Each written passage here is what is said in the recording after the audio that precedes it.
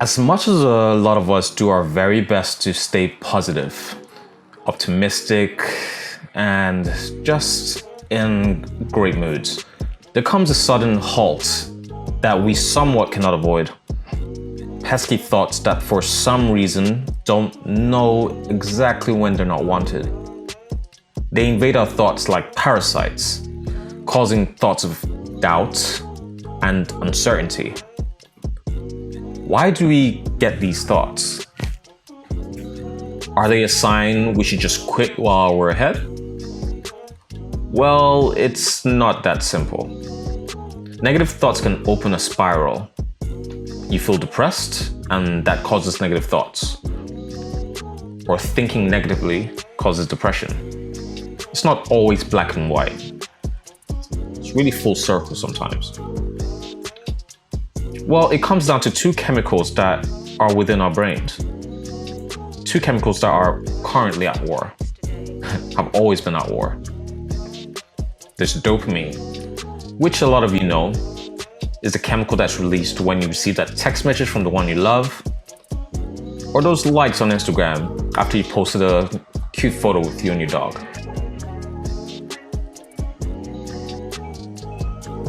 It's the chemical that brings you joy and excitement. Then there's cortisol, which propels feelings of stress, anxiety, fear. As bad as that sounds, it is very useful in protecting us from stressful situations that may actually harm us. Let's say you're about to get hit by a car. Your cortisol kicks in. A car swerving towards you, about to hit you. This cortisol is released and it creates a snap response that gets you to act. We get this all the time, much more than dopamine. So it's actually very easy for us to be clouded in these fearful thoughts and these anxious thoughts because our brains are just trying to protect us from harm. And we get this much more than dopamine. So it's a lot harder work to get those feelings of, just excitement and joy. In life, you will experience this no matter what. No matter how wealthy you are or how perfect your life may seem, it's unavoidable. But how do we actually remove these thoughts completely? Is it even possible? The short answer is yes, it's possible. There are certain techniques that you can do which keeps you away from taking pills.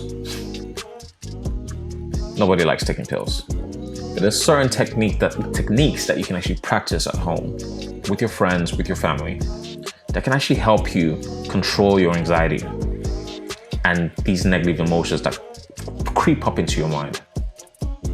I want you to try this one simple technique. It will take practice to perfect, just like anything, but I want you to try. The moment you can sense a negative emotion or thought creeping towards you, I want you to immediately think of something positive. I'll give you an example. Let's say you texted your friend or texted a few friends to hang out, and you haven't received a text back, within a day or two. Your natural thought process for someone that's, prone to be anxious would be that you're just not good enough. They don't like you. You're not good enough. You're not worth their time for them to even text back.